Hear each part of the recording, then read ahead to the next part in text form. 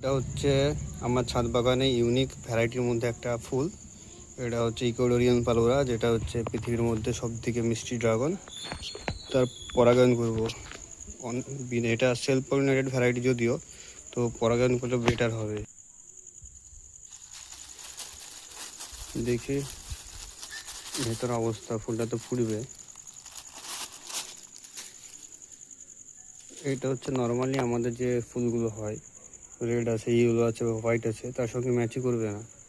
যে গোল আকারটা, পাপড়িগুলো, এখনও ফুলটা ফুটবে যেহেতু ক্যারিতে রাখা ছিল, সম্পূর্ণ ফুটেনি। বড়টা বড়টা বড়টা দেখা যাবে। আমি কিন্তু একটা দারুণ সুন্দর একটা গন্ধ পাচ্ছি, তবে এই ফুলটাই পাচ্ছি নাকি লেমন ইয়েলো ড্রাগনটা পাচ্ছি সেটা বুঝতে পারছি না। যেমন এটা একটা আছে লেমন ইয়েলো, প্রায় পেয়ে গেছে।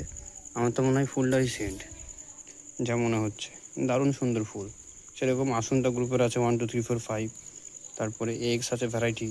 এগুলোও খুব সুন্দর একটা ফুল। ফুলও যেমন সুন্দর দেখতে, তেমন ফলটাও ইউনিক, আর ফলটাও খেতে খুব ভালো। ফুলটার খুব সুন্দর একটা সেন্ট আছে। আর এ হচ্ছে দূর থেকে যদি দেখানো যায়, ফুলটা এরকম হবে কন্ডিশন। আর এটা পরাগায়ন দেখা যাক, রেনু রেনু কীরকম বেরোচ্ছে। রেনু আছে, এতেই হয়ে যাবে। অন্য ভ্যারাইটি আমার ফোটেনি, দেশি যদি অন্য কোনো ভ্যারাইটি ফুটতো তাহলে আরও ভালো হতো, ফলের সাইজটা ভালো হতো, টেস্টটা বাড়তো। আবার ঢেকে রাখতে হবে যেহেতু আজ মেঘলা ওয়েদার।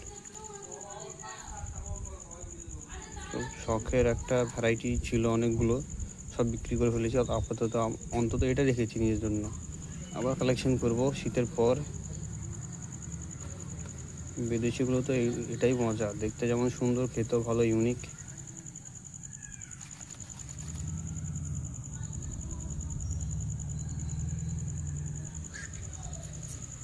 ব্যাস, যথেষ্ট।